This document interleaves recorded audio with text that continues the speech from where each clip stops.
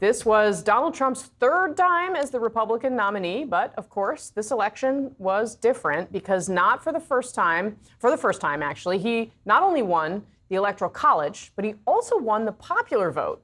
Sources say this has given him a different mindset compared to when he first entered office in 2017. Trump's campaign advisor, Jason Miller, telling CNN last week that winning the popular vote, quote, changes everything.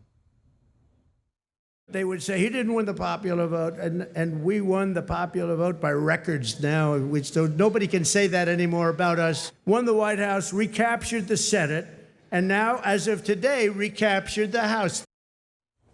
But some swing voters participating in a focus group conducted in partnership with Axios expressed some hesitation about Republicans controlling both chambers of Congress and the White House. Watch. I don't think we need one party to have control over everything, because at that point you just have a bunch of yes men and women, and we need those checks and balances so stuff that shouldn't get passed doesn't get passed. Exact same. No, there's no balance. Joining us now, Axios senior contributor Margaret Talev, who has been working on these types of focus groups for the last couple of years. Margaret, good morning. Thank you for being Casey. here. What did you learn from these voters about what we're in for here and how they feel about it? Yeah, I love these focus groups. They're so insightful, and these were no different. This panel was actually selected before the election, so we were interested to find out how they actually voted. But the pattern for those swing voter panels have been people who voted for Donald Trump in 2016 and then went to Joe Biden in 2020. What would they do? Well, we found out that these 14 panelists from across the battleground states, about a third had gone back to Trump, about a third stuck with the Democratic ticket, in this case Kamala Harris, and then the rest of them did third-party candidates. So they're really a divided group, but what we heard uniformly from them is that the economy is their driving concern, and that's what they want the president to focus on. They don't want him on a retribution tour. They don't want him blowing up every sector of the federal government and all the institutions that they know and that they use. But most of them believe that he probably will try. And these were really, really interesting nuances, you know? For sure. And I mean, and the piece about balanced government, I mean, I do feel like I hear that a lot when I'm out on the campaign trail. People will, have strong feelings about who they want the president to be or to not be in many instances, but they will frequently say, oh, I believe in divided government. Yes, right? You even saw some people split their votes that way because they're like, well, the Democrats are probably going to lose the Senate. You could vote for Trump and vote for a Democrat, or you could vote for Harris on the ticket and vote for a Republican lower down. Right. For exactly that reason. Yeah, really interesting. So you also spoke to these voters about Robert F. Kennedy Jr., who we learned yesterday is going to be Trump's pick for HHS secretary. Let's watch what they had to say about that. He's asking a lot of really intensely good questions, and it's about time somebody asked some good questions. I just question if he's really going to, focus on the health of the American people versus his own political ambitions. I just personally think a lot of his policies are rooted in gut feelings and anecdotes and not science. So a pretty wide range on RFK there. What else did you hear? Well, so we asked these voters about a couple of different figures, and RFK was one of them, and Elon Musk was the other, and we can talk about him in a second. But there was actually less knowledge, believe it or not, about kind of the whole idea of RFK entering the incoming administration as there was around Elon Musk. Almost everyone on this panel was keenly aware of the very close relationship and advisory role that Musk seems to be playing in the president-elect's team. Among RFK, there was some understanding, but not as thorough an understanding. And among the five or so who really had thought about it, one thought it was a good idea and the others thought it was a bad idea. And it was exactly what you heard there, that the one who likes the idea of RFK says he actually has a lot of interesting ideas. He would be engaged in healthcare in ways that other secretaries haven't, and he couldn't do a worse job than other people have. And the other three are like, no, he definitely could.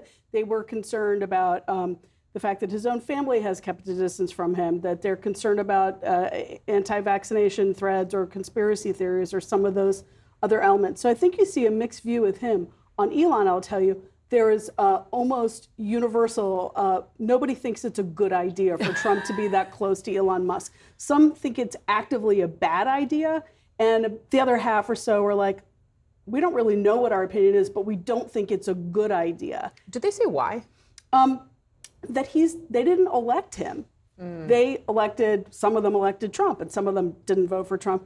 That he's not elected, he shouldn't be that empowered or have that much access. And also that because he's the world's richest man and a multi-billionaire, they really question what he's trying to get out of it. Would he be making moves that would reduce regulation of industries where he stands to gain? Most of them just thought, what's his motive? And why would he be empowered to have this role? They were really not comfortable with it. That's really fascinating. All right, Margaret Tallow for us this morning. Margaret, so grateful to have you. Thank you so much for being here. All right, let's turn out of this. Donald Trump picks Robert F. Kennedy Jr. to lead the Department of Health and Human Services, as we've been discussing.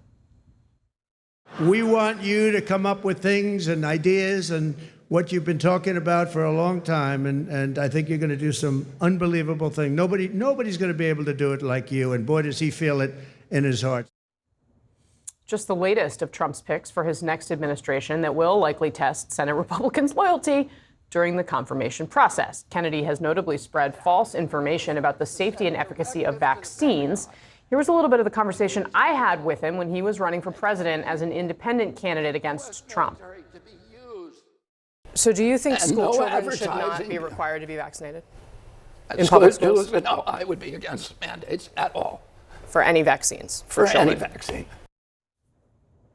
If confirmed, he will also be in charge of overseeing the Affordable Care Act, Medicare, and Medicaid. Joining us now, Director and Officer of Michigan's Wayne County Department of Health, Human and Veterans Services, Dr. Abdul El-Sayed.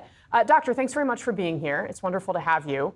I'd like to start with just helping our viewers understand what a job like this entails and the sheer size and scope that is under the attention of the Department of Health and Human Services, including over 100 million Americans who get their health care through Medicare and Medicaid, and the Center for Medicare and Medicaid Services is, of course, under HHS. Can you give us an idea of what kinds of decisions Robert F. Kennedy Jr. will be having to make if he is, in fact, confirmed to this role? Yeah, Casey, this is going to be the man setting the agenda for everything from what science we pursue to who gets healthcare under critical programs like Medicaid and Medicare, what the ACA will cover. And I just want to give you 3 examples to answer your question. You think about the CDC and vaccine advisory. This is going to be the individual who helps to select who the next CDC director is and what kinds of vaccines we are recommending for children. Look at the NIH and the kinds of science that we pursue, the grants that we give. You could imagine somebody with very serious anti-vaccine views now starting to shut down research on vaccines for diseases that we don't yet have vaccines for. You think about another agency like CMS, the Centers for Medicare and Medicaid Services, and decisions about what we are going to cover for seniors. And another one, finally, FDA, Food and Drug Administration. And you think about the kinds of decisions around regulation, around foodstuffs and medications. And this is someone, unfortunately, who has a history of some really questionable views. And it's not whether or not you agree with his views. It's whether or not his views are based in science. Science is the way that we ask and answer questions in our society, a very diverse society. We ask, can we observe whether or not this medication, for example, has real benefits? And unfortunately, this is somebody whose past statements have demonstrated no fealty to science whatsoever, just cherry picking data that unfortunately will comport with his preconceived notions.